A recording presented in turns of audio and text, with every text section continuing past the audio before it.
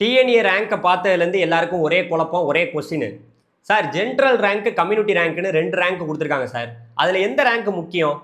நமக்கு எந்த ரேங்கை வச்சு சீட்டு கொடுப்பாங்கங்கிற ஒரு கொஸ்டின் இருக்குல்ல, அதுக்கு தான் நான் ஆன்சர் பண்ண போகிறேன். அது மட்டும் இல்லாமல் OC, BC, BCM, MBC, SC, SCA, ST அதில் உங்களோட எத்தனை பேர் இந்த வருஷம் இன்ஜினியரிங் கவுன்சிலிங்கில் போட்டியிட போகிறாங்க அப்படிங்கிறதையும் பார்க்க போகிறோம். நம்ம சேனலை புதுசாக பார்க்க வந்திருக்கவங்க மறந்துடாமல் சப்ஸ்கிரைப் பண்ணிங்க. நான் உங்கள் ட்ரெண்டிங் தமிழ் கோபி. ஹலோ டிடிஜிஎஸ்.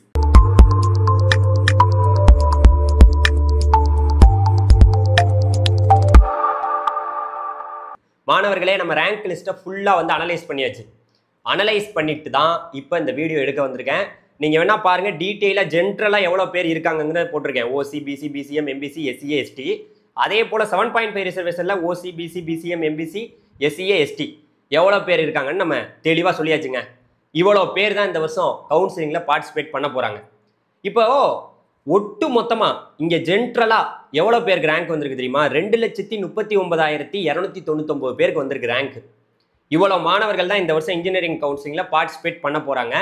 அதே போல் 7.5 ரிசர்வேஷனில் ஒட்டு மொத்தமாக தமிழ்நாடு முழுக்க 46,848 பேருக்கு ரேங்க் வந்திருக்கு. இவங்க தான் இந்த கவுன்சிலிங்கில் பார்ட்டிசிபேட் பண்ண போகிறாங்க. ஸோ இப்போ வந்து நான் தனித்தனியாக பிரித்து வச்சுருக்கேன். இதில் எவ்வளோ பேர் இருக்காங்கங்கிறத ஒட்டு மொத்தமாக நீங்கள் கூட கேட்டுக்கிட்டு இருக்கீங்களே, கம்யூனிட்டி ரேங்க்னா என்ன சார்னு கேட்குறீங்கள? இப்போ தெரியும் உங்களுக்கு. இந்த ஓசிக்கு மட்டும்தாங்க கம்யூனிட்டி ரேங்க் வராது. மற்ற எல்லாத்துக்குமே கம்யூனிட்டி ரேங்க் வந்திருக்கும். BC, BCM, MBC, SC, SCA, ST எல்லாத்துக்குமே கம்யூனிட்டி ரேங்க் கொடுத்துருப்பாங்க. இப்போ நீங்கள் பார்த்துக்கலாம் எவ்வளோ பேர் உங்கள் கம்யூனிட்டியில் இருக்காங்க. இப்போ பார்த்தீங்கன்னா ஜென்ரலாக ஓசியில் அந்த 8,831 பேரை விட்டுருங்க. அதே போல் இந்த ஓசியில் 7.5ல் 577 பேரை விட்டுருங்க. அதை விட்டுருங்க. ஏன்னா அதில் வந்து அவங்களுக்கு மட்டும் கம்யூனிட்டி ரேங்க் வராது. ஏன்னா ஓசிங்கிறது ஓப்பன் காம்படிஷன். அதில் யார் வேணாலும் கலந்துக்கலாம். அதையும் நான் உங்களுக்கு புரிய வைக்கிறேன். இப்போ நீங்கள் இதில் பார்த்துக்கலாம், பிசியில் எவ்வளோ பேர் ஒட்டுமொத்தமாக இருக்காங்க. அதில் இன்னொன்று உங்களுக்கு நீங்கள் புரிஞ்சுக்கணும். அதை நான் புரிய வச்சாதான் உங்களுக்கு புரியும். பிசியில் 1,04,215 பேர் இருக்காங்க. எதில்? ஜென்ரலில்.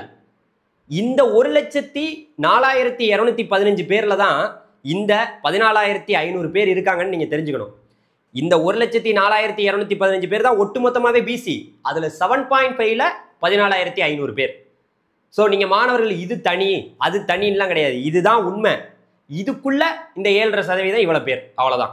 ஸோ அதே போல் பிசிஎம்ல ஒட்டு மொத்தமாக அதாவது 12,362 பேருக்கு ரேங்க் வந்திருக்கு. அதில் 7.5க்கு பிசிஎம்ல 1,376 பேருக்கு தான் ரேங்க் வந்திருக்கு.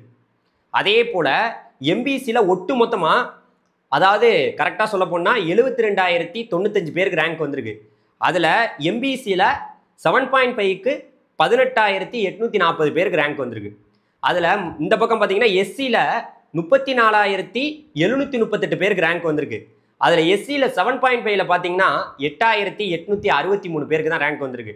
எஸ்சிஏல 5,565 பேருக்கு ரேங்க் வந்திருக்கு. அதே எஸ்சிஏல 7.5ல் 2,192 பேருக்கு தான் ரேங்க் வந்திருக்கு. எஸ்டியில் ஒட்டு மொத்தமாக 1,493 பேருக்கு தான் ரேங்க் வந்திருக்கு. அதே எஸ்டியில் 7.5ல் 500 பேருக்கு தான் ரேங்க் வந்திருக்கு. அப்போ நீங்கள் கவனமாக தெரிஞ்சுக்க வேண்டியது என்ன? இதுதான் உண்மை. இதுக்குள்ள இது உள்ஒதுக்கீடு. 7.5% இடஒதுக்கீடுங்கிறது 7.5 ரிசர்வேஷன் என்ன? உள்ஒதுக்கீடு கொடுத்துருக்காங்க. இப்போ 100%ல் இந்த பக்கம் இருக்கிறது 92.5%. இது 7.5%, அவ்வளோதான், வேற ஒன்றுமே இல்லை. இதுதான் மொத்தம். அதில் இவ்வளோ பேர் உள்ளே இருக்கிறாங்க 7.5, அவ்வளோதான். ஸோ இப்போ உங்களுக்கு புரிஞ்சிருக்கும். சார் இந்த கம்யூனிட்டி ரேங்க்னு ஒன்று கொடுத்தாங்கல்ல, எல்லாத்துக்கும் கொடுத்துருப்பாங்க கம்யூனிட்டி ரேங்க். அதாவது இதில் வந்து நமக்கு வந்து ஜென்ரல் ரேங்க் வந்தது அந்த 2,39,299 பேருக்குள்ளே பார்த்துக்கலாம். தமிழ்நாடு முழுக்க நீங்கள் எத்தனை பேர்னு பார்க்குறதுக்கு ஜென்ரல் ரேங்க்கு முக்கியம். அதே போல் கம்யூனிட்டி ரேங்க் எதுக்கு முக்கியம்? உங்களோட கம்யூனிட்டியில் எத்தனை பேர் இருக்காங்கன்னு பார்க்குறதுக்கு. அதே போல் 7.5 ரிசர்வேஷன் மாணவர்களுக்கு கவர்மெண்ட் ஸ்கூல் ரேங்க்னு ஒன்று வந்திருக்கும். அது எத்தனை பேர்? அது ஒட்டுமொத்தமாக தமிழ்நாட்டில் 7.5 ரிசர்வேஷனில் நீங்கள் எத்தனை பேர்னு பார்த்துக்கிறதுக்கு இந்த 46,848 பேரை நீங்கள் பார்த்துக்கலாம். அதுக்குள்ளே நீங்கள் எவ்வளோன்னு பார்த்துக்கலாம். கவர்மெண்ட் ஸ்கூல் ரேங்க்கு, கவர்மெண்ட் ஸ்கூல் கம்யூனிட்டி ரேங்க்னு வந்திருக்குல்ல.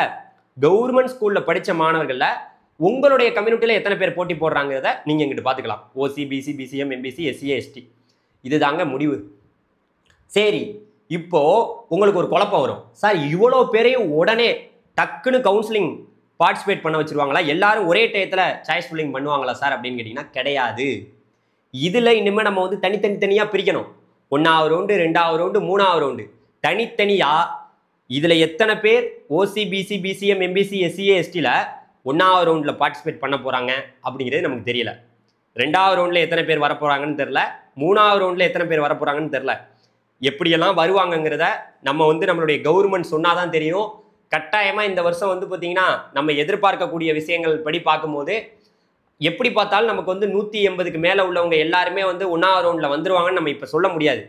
ஏன்னா 36,000க்கும் மேற்பட்ட மாணவர்கள் 180க்கு மேலே வர்றாங்க. அதனால 180க்கு மேலே உள்ளவங்க 1வது ரவுண்டில் வரலாம்.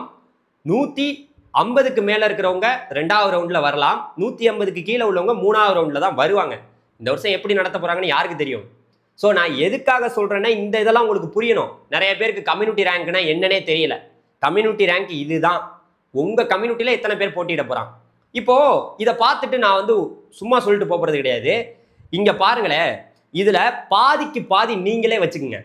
நம்ம ஒரு சும்மா பாதிக்கு பாதி இந்த பாதி ரேங்க்குள்ளே இருந்தீங்கன்னா நீங்கள் ஒரு சேஃப் அப்படின்னு கூட நான் சொல்லுவேன். சேஃப்னா சேஃப் கிடையாதுங்க.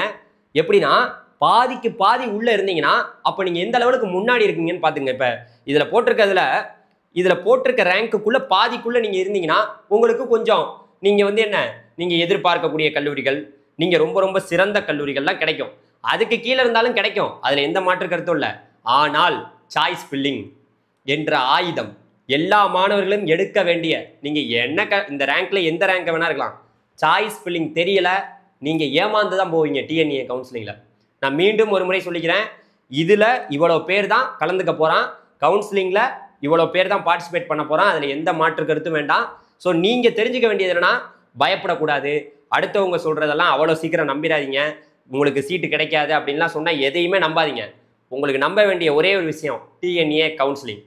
உங்களை மோட்டிவேஷன் சும்மா பண்ணிட்டு நான் போகிறதுக்கு இல்லைங்க. வருஷம் மாணவனுக்கு நான் உண்மையாக இருந்திருக்கேன். கவுன்சிலிங்கில் பார்ட்டிசிபேட் பண்ணு, ஏன் நீ போய் முன்னாடியே சேரணும், நம்மகிட்ட நான் அவ்வளோ பணமாக இருக்குது. நான் அடிக்கடி சொல்கிறது அதுதான். நம்ம நேரடியாக இப்போ மேனேஜ்மெண்ட் கோட்டாவுக்கெல்லாம் போனால் வியாபாரம், கல்லூரிகளில் நாளையிலேருந்து வியாபாரம் நடக்குதான். கோயம்புத்தூரில் பெரிய வியாபாரமா, இந்த பக்கம் சென்னையிலேயும் பெரிய லெவலில் வியாபாரம் நடக்க போகுது. உங்களை வச்சு தான் வியாபாரம் பண்ண போகிறாங்க. நீங்கள் அந்த வியாபாரத்துக்கு பலிகாடு ஆயிடாதீங்க. எல்லாருமே கவர்மெண்ட் கோட்டாவில் போகலாம். இந்த ரேங்க்கெல்லாம் பூச்சாண்டி வேலை. ரேங்க் வந்துருச்சு, எப்படி வேணாலும் வந்திருக்கட்டும். ஆனால் சாய்ஸ் ஃபில்லிங் தான்ப்பா எல்லாமே. ஸோ சாய்ஸ் ஃபில்லிங்கில் ரொம்ப லோவான கட்டாப்பில் உள்ளவனும் நல்லபடியாக பண்ணான். அதுக்காக நான் ஒன்று சொல்கிறேங்க. நீங்கள் கேட்பீங்க, சார் நீங்கள் தானே சொன்னீங்க இந்த ஜென்ரல் ரேங்க்கும் கம்யூனிட்டி ரேங்க்கும் என்ன வித்தியாசம் சொல்லு. இப்போ கம்யூனிட்டி ரேங்கை சொல்லிட்டேன், பிரித்து வச்சிருக்காங்க சார். உங்களுடைய தமிழ்நாட்டில் உள்ளவங்களில் உங்கள் கம்யூனிட்டியில் எத்தனை பேர் இருக்காங்கன்னு இப்போ நீங்கள் தெரிஞ்சுக்கிறீங்க. சார் இந்த ஜென்ரல் ரேங்க் எதுக்கு அப்படின்னு கேட்டிங்கன்னா, கம்ப்யூட்டர் உங்களுக்கு ஒரு சீட் அலாட் பண்ணுதுன்னு வச்சுங்களேன், என்ன பண்ணும், ஃபஸ்ட்டு ஜென்ரல் ரேங்க் இப்போ லயனாக பார்க்கும். லயனாக இருக்கையில் இப்போ என்னுடைய ஜென்ரல் ரேங்க்கு 50,000ன்னு வச்சுக்கோங்களேன், 50,000 ரேங்க்கு. இன்னொரு பையன், நான் ஒரு உதாரணமாக சொல்லிக்கிறேன், இப்போ நான் ஒரு எம்பிசி கம்யூனிட்டியாக இருக்கேன், எனக்கு ஜென்ரல் ரேங்க்கு 50,000 வந்திருக்கு. இன்னொரு பையனுடைய அவனும் பார்த்தீங்கன்னா எம்பிசி கம்யூனிட்டி, அவனுடைய ஜென்ரல் ரேங்க்கு 49,500ன்னு வச்சுங்களேன். இப்போ நானும் அவனும் சாய்ஸ் ஃபில்லிங் பண்ணியிருக்கோம். எனக்கு சீட்டு கொடுக்குமா அவனுக்கு கொடுக்குமான்னு கேட்டிங்கன்னா அவனுக்கு தான் கொடுக்கும், எனக்கு கொடுக்காது. ஏன்னா நான் 50,000 ரேங்க்கு, அவன் 49,500 ரேங்க்கு. ஜென்ரல் ரேங்க் அடிப்படையில் தான் சீட்டை அந்த கம்ப்யூட்டர் கொடுத்துட்டு வரும். இப்போ உதாரணமாக நீங்கள் எல்லாரும் நினச்சிட்டு இருப்பீங்க, ஏன் சார் நம்மளை எல்லாருக்கும் கம்யூனிட்டி ரேங்க் கொடுத்து இப்படி பிரித்து வச்சுருக்காங்கன்னு. இங்கே தான் பிரிச்சுட்டாங்களே. காலேஜே உங்களுக்கு ஒன்றும் லைனாக நிற்க வச்செல்லாம் சீட்டு கொடுக்க மாட்டாங்க, இங்கே பிரிச்சுருவாங்க. இங்கே பாருங்களேன், இப்போ நான் உங்களுக்கு ஒரு சீட் மேட்ரிக்ஸை காமிக்கிறேன். OC BC BCM MBC SC SCA ST. ஓசியில் 10 சீட்டு, பிசியில் 24 சீட்டு, பிசிஎம்ல 4 சீட்டு, எம்பிசியில் 17 சீட்டு, எஸ்சியில் 13 சீட்டு, எஸ்சிஏல 3 சீட்டு, எஸ்டியில் 1 சீட்டு. இதில் சில பேர் முட்டாளாக இருப்பீங்க. நான் முட்டாள்கள் எல்லாத்துக்குமே, நான் எல்லாரையும் முட்டாள்னு சொல்ல. இந்த எஸ்டியில் இருக்குது பார்த்தீங்களா 1 சீட்டு, அவனுக்கு 1 சீட்டு கிடையாது, அவனுக்கு 11 சீட்டு. எப்படின்னு தானே கேட்குறீங்க. அவனுடைய சீட்டையும் ஒரு கம்யூனிட்டியில் கொடுத்துருக்காங்கல்ல சீட் மேட்ரிக்ஸ் பின்னாடி கொடுப்பாங்க. நான் சீட் மேட்ரிக்ஸ் வந்தோன்னே நான் உங்களுக்கு காமிக்கிறேன். கட்டாயமாக சீட் மேட்ரிக்ஸ் இந்த வருஷம் வரும். இந்த வருஷம் சீட்டு உயரப்போகுது. தமிழ்நாட்டில் இருக்கக்கூடிய அரசு பொறியியல் கல்லூரிகளில் இது வரைக்கும் 4,350 சீட்டு ஒட்டு மொத்தமாக இருந்துச்சு. இந்த வருஷம் 700 சீட்டு உயரப்போகுது, 5,000 சீட்டாக மாறப்போகுது. அதே போல் தனியார் கல்லூரிகளையும் சீட்டு உயரப்போகுது, அதில் எந்த மாற்று கருத்தும் இல்லை. ஸோ அதே போல் நீங்கள் புரிஞ்சுக்கணும். இப்போ நான் இங்கே உங்களுக்கு புரிய வச்சல, இப்போ எஸ்டியில் ஒரே ஒரு சீட்டு தான் இருக்குது, அது ஒரு சீட்டு இல்லை தம்பி, ஓசியோட சேர்த்துக்குங்க. ஓசிங்கிறது எல்லாருக்கும் பொதுத்தளம். அங்க சீட்டு 0 ஆனாதான் அடுத்தடுத்து அவங்களுடைய கம்யூனிட்டியில உள்ள சீட்டு நிரம்பும். ஓசியில ஃபர்ஸ்டே 0 ஆயிரும். நீங்க பாருங்களேன், இன்ஜினியரிங் கவுன்சிலிங்ல 1ஆவது ரவுண்டு முடியும் போது பெரிய பெரிய காலேஜில் ஓசியில 0ன்னு வந்துடும். ஓசியில 0ன்னு வந்ததுக்கு அப்புறம் தான் அவங்க உங்களுடைய, இப்போ இங்க பாருங்க, நீங்க போட்டிருக்கனா இந்த ஓசியில 10 சீட் இருக்குல்ல, இந்த 10 சீட்டு 0 ஆனதுக்கு அப்புறம் தான் அடுத்தடுத்து பிசியில உள்ள சீட்டு அவங்க உங்களுடைய கம்யூனிட்டியில உள்ள சீட்டை அவன் தான் எடுக்கலாம், வேற ஆள் வந்து எடுக்க முடியாது. பிசியில உள்ள சீட்டை எம்பிசி காரன் எடுக்க முடியாது, எம்பிசியில உள்ள சீட்டை எஸ்சி காரன் எடுக்க முடியாது. அவனுக்குன்னு உள்ள சீட்டை அவனுக்கு தான், அவனுக்கு இருக்கக்கூடிய இடஒதுக்கீடு அவனுக்கு தான். அதனால யாருமே அதை வந்து எடுத்துக்கொள்ள முடியாது. ஸோ அதனால மாணவர்கள் புரிஞ்சு கொள்ள வேண்டியது, ஜென்ரல் ரேங்கின் அடிப்படையில் தான் கம்ப்யூட்டர் உங்களுக்கு சீட்டை கொடுக்கும். ஜென்ரல் ரேங்க்னா அதான் நான் சொல்லி காமிச்சல, அப்படிதான். ஸோ அதுக்காக தான் டிஎன்ஏ வெப்சைட்ல அங்க போட்டிருக்க அனைத்துமே ஜென்ரல் ரேங்க். வெப்சைட்ல தெளிவா போட்டிருக்கு. அது குறித்து வீடியோக்கள் தொடர்ந்து உங்களுக்கு வரப்போது தான். கட்டாயமா நீங்க அடுத்தடுத்த வீடியோக்களை கண்டினியூவா பார்த்துட்டு இருங்க. வீடியோ வந்துட்டே இருக்கு. நன்றி, வணக்கம், தேங்க்யூ வெரி மச், பாய் பாய், டிடிஜிஎஸ். நன்றி. நம்மளுடைய வாட்ஸ்அப் சேனலில் ஜாயின் பண்ணிக்கங்க. லிங்க் வந்து டிஸ்கிரிப்ஷனில் இருக்குது. நீங்கள் ஜாயின் பண்ணிக்கிட்டீங்கன்னா கட்டாயமாக கவுன்சிலிங்கில் போகிறதுக்கு நம்ம சேனல் ரொம்பவே ஹெல்ப்ஃபுல்லாக இருக்கும். பாய்.